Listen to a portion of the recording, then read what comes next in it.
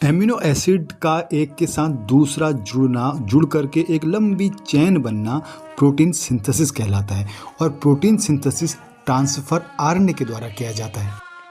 तभी हम transfer RNA को एडॉप्टर मॉलिक्यूल कहते हैं, क्योंकि इसमें ऑलरेडी एक एमिनो एसिड जुड़ा हुआ रहता है। तो जितने एमिनो एसिड हैं उतने ही ट्रांसफर आरएनए भी हैं। ट्रांसफर आरएनए के सेकेंडरी स्ट्रक्चर को क्लोवर लीफ मॉडल भी कहते हैं और यह अल शेप्ड होता है।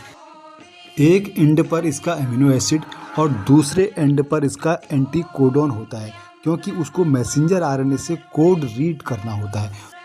तो ये है हमारा राइबोसोम। तो ये एक एंड पर इसका मैसेंजर आरएनए है। स्टार्ट कोडॉन से राइबोसोम आके जुड़ जाता है और यहीं से शुरू होती है प्रोटीन सिंथेसिस। जितने एमिनो एसिड हैं उतने ही ट्रांसफर आरएनए भी हैं।